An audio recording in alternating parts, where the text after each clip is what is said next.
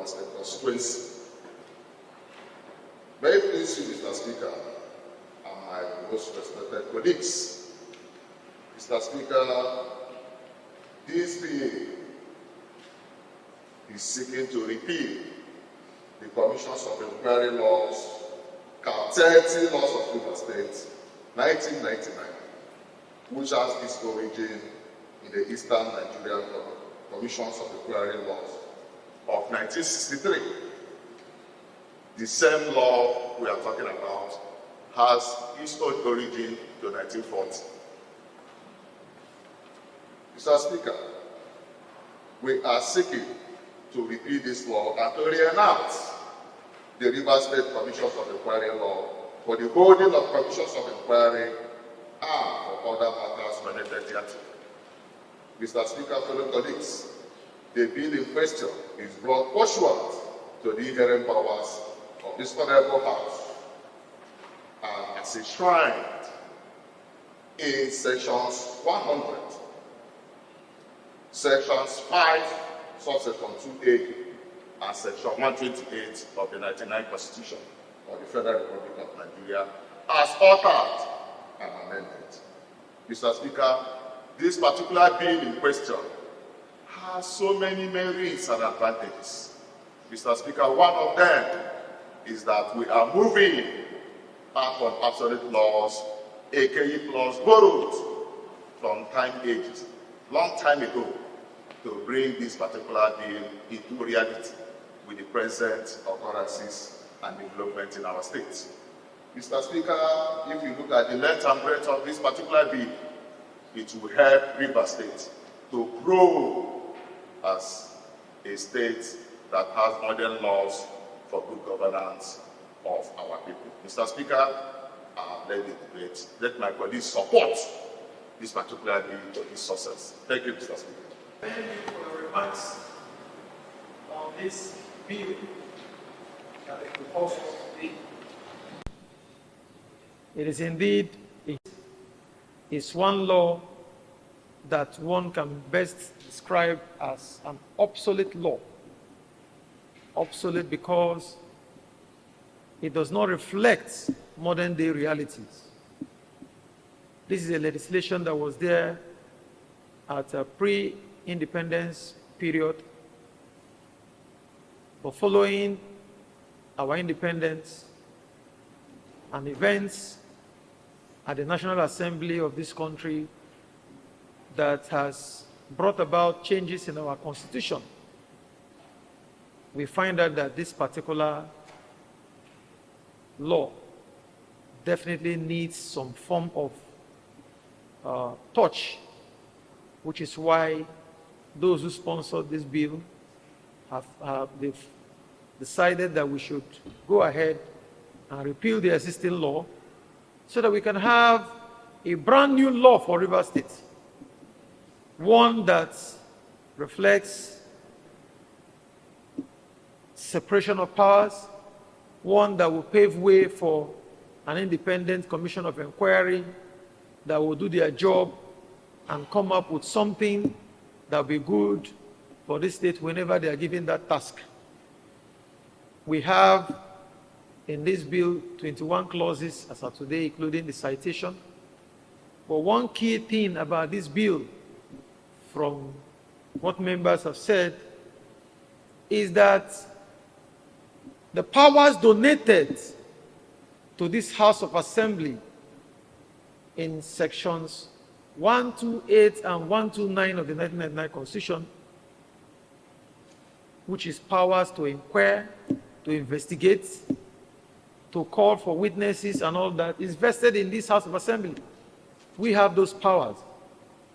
But what this law seeks to do, what this bill seeks to do, is to repeal the existing law and allow for the Commission of Inquiry to exercise some of those powers in section 128 and 129 of the 1999 Constitution as altered.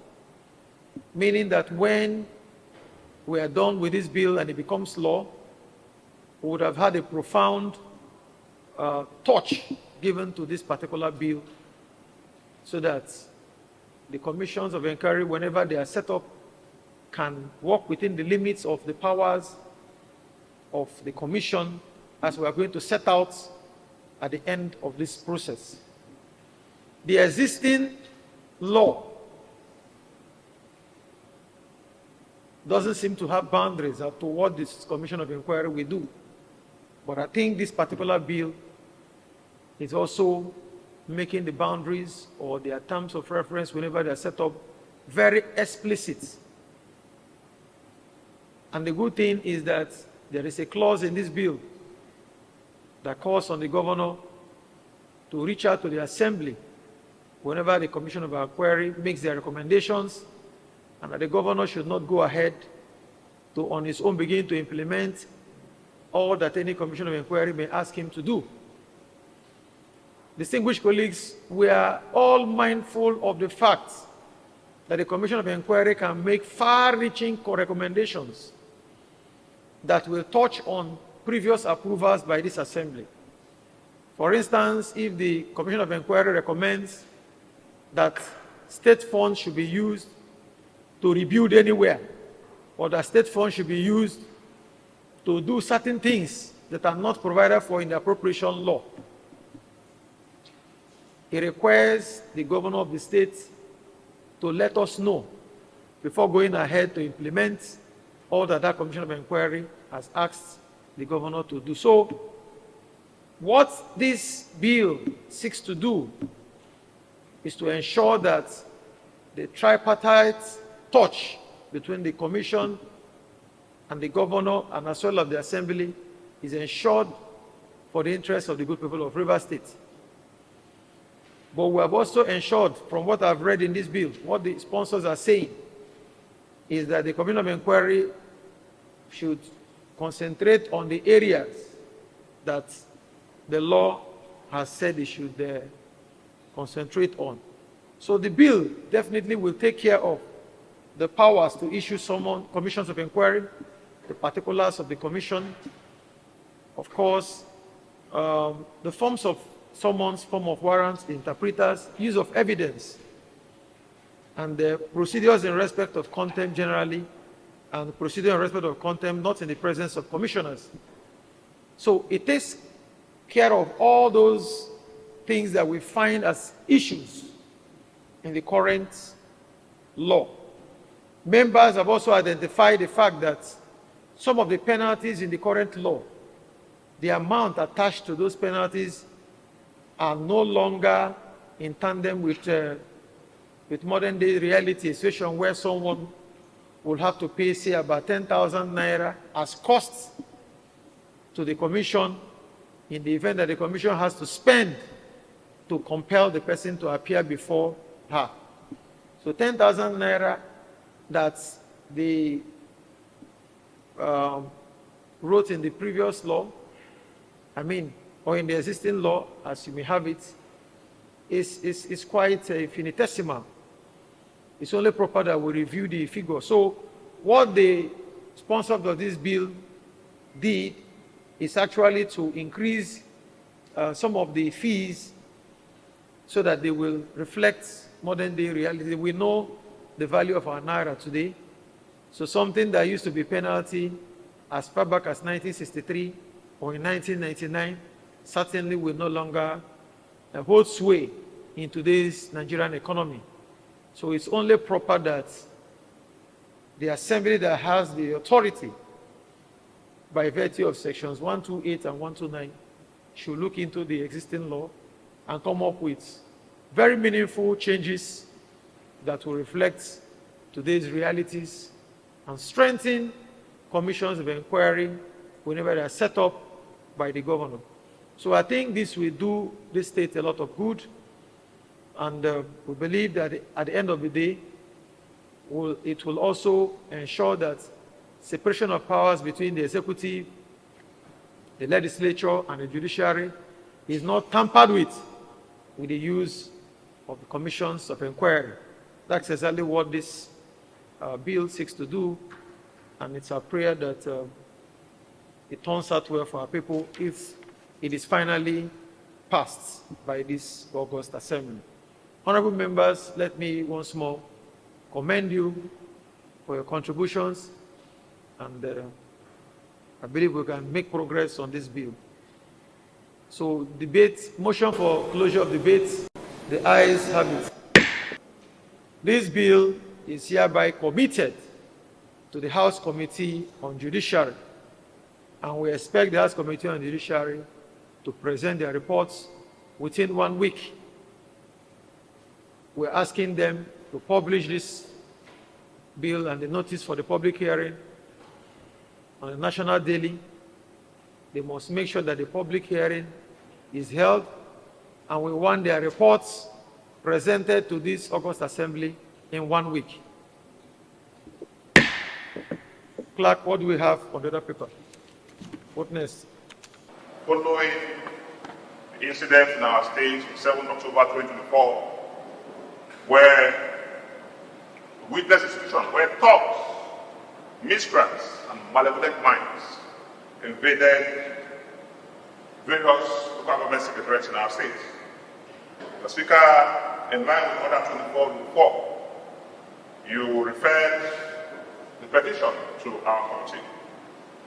The Speaker, I know that the committee has promised that we shall expedite actions and make sure that our report is out in as short time as possible. Mr. Speaker, the voluminous nature of the report and the very, very tasking nature of the job has made it a bit difficult for us to conclude within the time frame that we promised. Mr. Speaker, what we saw was not what we expected. In fact, the number of witnesses and people we have had to interview has made the job very tasking. But Mr. Speaker, we thank God that as we speak, over 75% of the job, over 85% of the job is done. As we have almost exhausted the list of people we've invited to interview. As I speak to you, we just have a few number of people to conclude our report. Mr. Speaker, I want to plead with you, and of course with this one go out, to give us a little more time so that we can do a proper job. Mr. Speaker, we also want to thank you for enabling us as a committee to hire consultants to work with us to be able to evaluate the nature of destruction of witness and also to put a value to them, because as a committee we felt that it won't be proper to just bring a report and not attach values. We want to know, people should know the value of destruction that was seen, especially in specific local government, so that assuming the House wants to advise on maybe reconstruction or the acquisition, we will know how to attach figures to them. 7th of October 2024 has just told us that they are not done with the reports. So is it the opinion of the House that we extend the time given to them to enable them conclude with their work? Is that the view of the House? Honorable members, anybody saying anything different? I think that's the view of the House. So it's the view of the House that we should extend the time. So honorable members, I think that it is best that we give the House Committee on Public Petitions more time to finish their job of fact-finding on the events of the 7th of October 2024. This House is empowered by Section 103, Section 128, and 129 of the 1999 Constitution to investigate. We have powers to summon individuals to find out what happened or what is happening in our dear states. And that is why this committee is doing their job. So we'll allow them some time and hope that their reports will be presented to this House so that we can make progress for our dear states. On that note, I think we're done with what we have. Clerk, any other matter on the other paper?